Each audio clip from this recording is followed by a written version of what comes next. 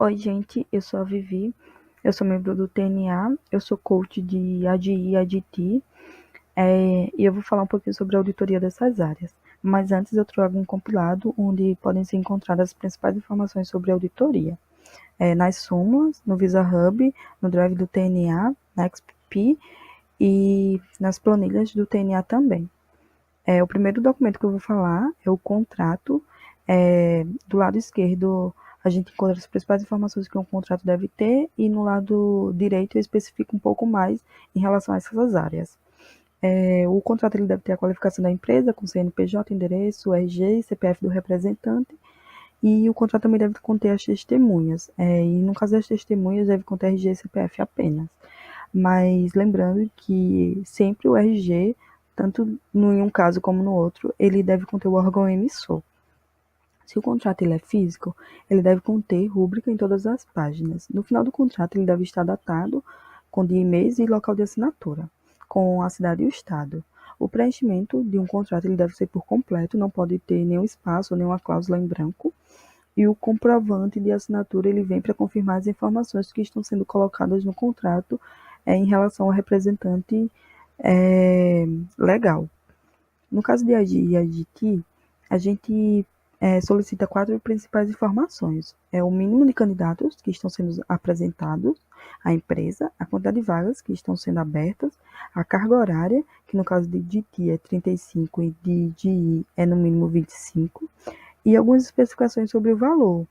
O valor que está sendo pago por vaga, as parcelas que você paga, como vai acontecer o pagamento, é, essas informações que são acordadas com a empresa.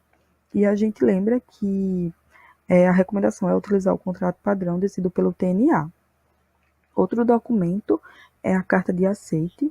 Ela deve seguir o modelo fornecido pelo MCU TNA.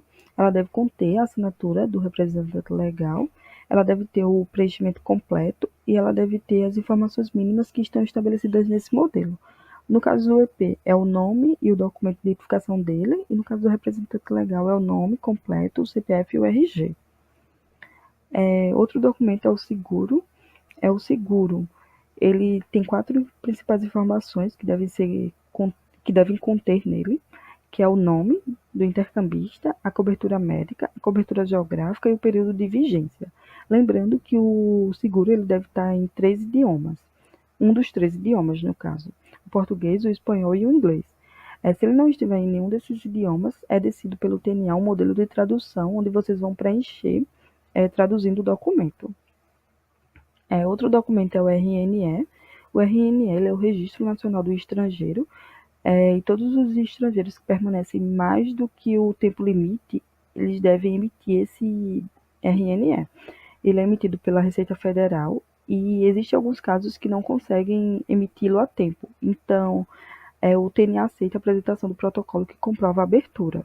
No caso de ADI, existe a dispensa do visto quando o intercambista ele vai ficar por um prazo máximo de 90 dias. Mas o país de origem dele deve se enquadrar num acordo de isenção e, nesse caso, ele deve apresentar as passagens ou documento de entrada carimbado. Quando a gente fala de passagens, a gente também diz que elas precisam estar em um dos 3 idiomas, e se ela não estiver, ela deve vir com o modelo anexado com o modelo de tradução também. E no caso das passagens, ela deve comprovar a entrada e a saída do país, do intercambista.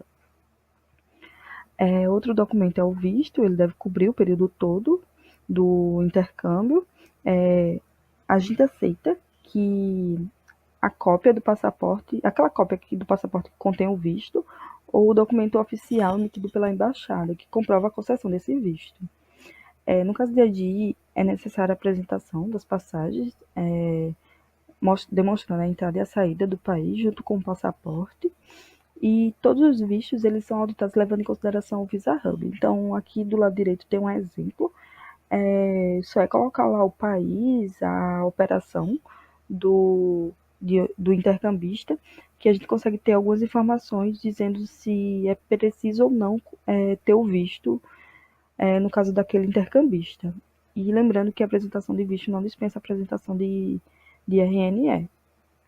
Por último, o outro documento é o TCE, e A TCE ela tem algumas principais informações que devem conter. A primeira é a qualificação completa das partes, as rúbricas em todas as páginas, está assinado por todas as partes, apresentar numerais por extenso quando existir números, está datado, o local de assinatura, o preenchimento também é por completo, não pode ter espaços em branco, e apresentar comprovante de identificação das partes. Algo que a gente coloca como os mínimos que devem ser contidos na TCE, quando fala de empresa, da empresa concedente, da universidade e da ESEC, deve conter o nome, o CNPJ e o endereço completo da pessoa jurídica e o nome completo do representante legal, com o cargo, as informações de contato. No caso do intercambista, deve conter o nome completo, a data de nascimento, a nacionalidade e o número do passaporte. Por fim, eu trago alguns casos de adiamento que normalmente acontecem quando acontece algum problema com algum desses documentos. No caso do visto, quando o visto cobre menos tempo do que o intercâmbio e quando o visto ainda não foi aprovado, porém a solicitação já foi feita. No caso do RNE, quando a passagem de volta ainda não foi adquirida e quando o agendamento do RNE foi feito, mas ele ainda não tem em mãos. É o seguro saúde, quando ele cobre menos tempo que o intercâmbio, e no caso de contrato e carta de aceite, quando eles são documentos de contas nacionais e quando existem problemas com terceiros, como, por exemplo, algum problema com o ClickSign. E é isso. Agradeço por vocês terem assistido o vídeo e se vocês tiverem alguma dúvida ou qualquer coisa, podem entrar em contato comigo. Obrigada e até mais.